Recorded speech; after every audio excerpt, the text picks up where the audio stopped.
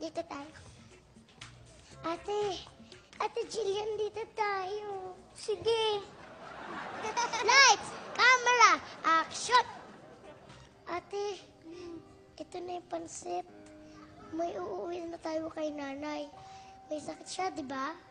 Kawawa naman siya. Ate Mona, ito... Bakit pansit yung binili mo? Dapat gamot. Oo nga, no? Gutom siya eh. Masama uminom ng gamot pag gutom. Uwi na tayo, ate. Nay! Nay! Tok, tok, tok, tok, tok. Nay! Ate Mona, walang sumasagot. Tulak mo yung pinto. Doorbell tayo. Sige. Ding-dong. Teka lang.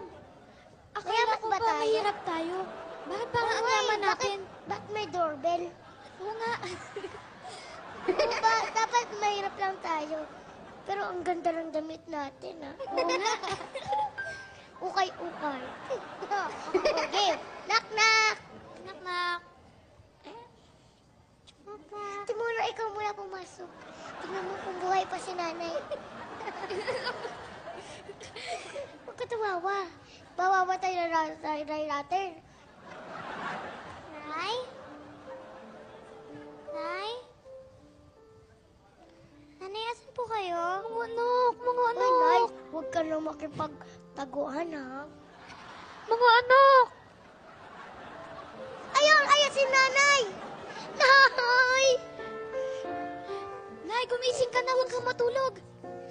Nay! Anong ginagawa mo niyo, Nay? Bigay mo yung pansit para magising siya. Ate Jillian, kausapin mo si nanay. Anong ginagawa niya? Ba't siya natutulog dyan? Ikaw nga, hindi mo siya makausap. Ako pa. Nay, gising na. Nay, gising na. Tulog lang yan. Huwag ka mag-alala. Tulog? Hindi umihilik. Kahit sampalin mo na siya. Mas lalo mo siyang pinapatay. Nanay! Ang pansit! Sayang. Sabi ko sa'yo, dapat gamot na lang binili mo eh. Huwag mo na akong sasay. Nanay! Baka kasi, inisip ko kanina baka ikaw lang kumain ng pansit eh. Yan talaga ang plano ko eh. Sabi ko na nga ba. Nanay! Nanay! Tumatawa pa kayo. Wala na tayong nanay. Nanay! Nanay!